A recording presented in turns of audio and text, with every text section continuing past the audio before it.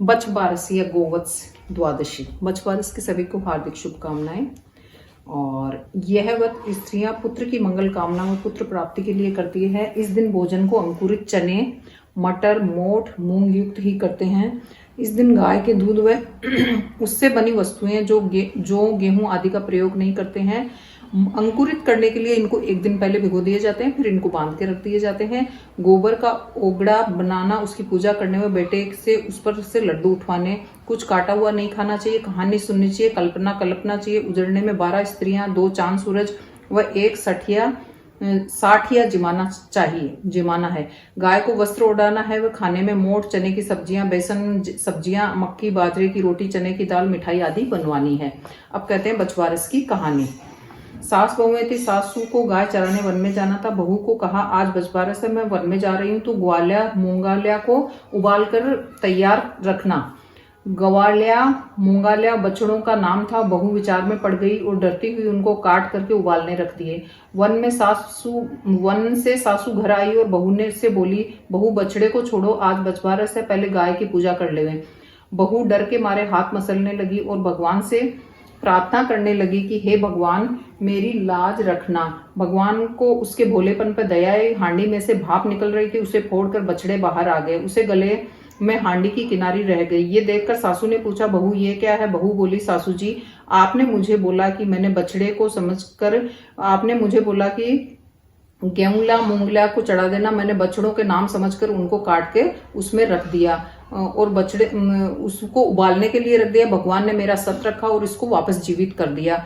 इसलिए उस दिन के बाद कटा हुआ कुछ भी पदार्थ इस दिन नहीं खाते हैं और गेहूं नहीं खाते हैं, मूंग नहीं खाते हैं।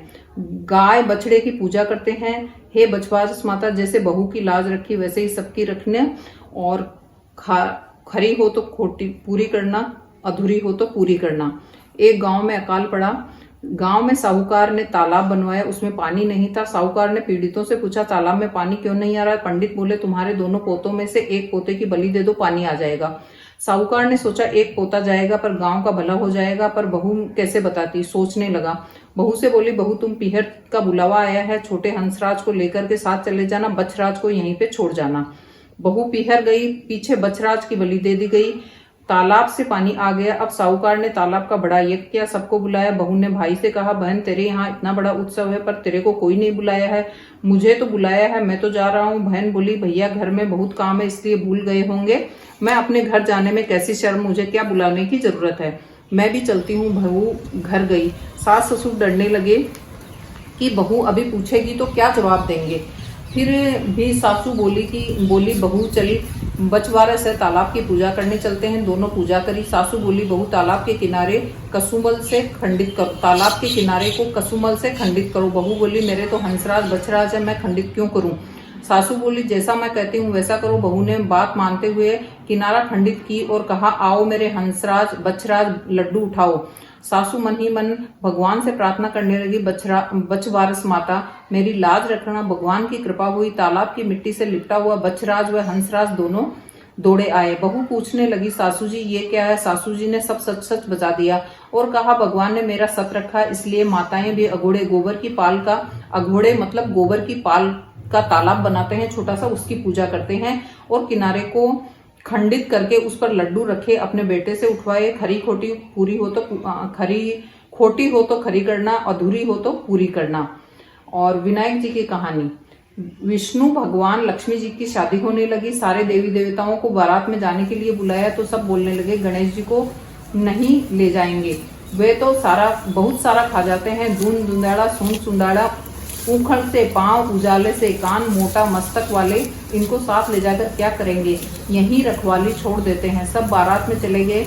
नारद जी ने गणेश जी को भड़का दिया कि आपका बड़ा अपमान हुआ है, बारात बुरी लगती, इस कारण आपको नहीं ले गए हैं। अब तो गणेश जी को क्रोध आ गया और उन्होंने चूहों को आज्ञा दी कि सारी जमीन थोती कर दो। धरती थोती होने से भगवान के रथ में पहिए धंस गए, असपचे गए, वह पहिए वापस नहीं निकले। हाथी को बुलाया आया। हाथी उसने पहिए के हाथ लगाकर जय गजानन जी रथ निकाल गया। सब पूछने लगे, गणेश जी को क्यों याद किया? हाथी बोला, गणेश जी को सुमरे बिना काम सिद्ध नहीं होता है। सब सोचने लगे कि हम तो गणेश जी को छोड़ गए थे, एक जने को भेजकर गणेश जी को बुलवाया, पहले गणेश जी का रिद्धि सिद्धि से विवाह करवाया, फिर विष्णु भगवान लक्ष्मी जी के साथ विवाह हुआ। हे विनायक जी महाराज, जैसे भगवान का काम सिद्ध किया वैसे सबका काम सिद्ध करना। बोलिए गजानंद भगवान की जय हो, विनायक जी महाराज की जय हो।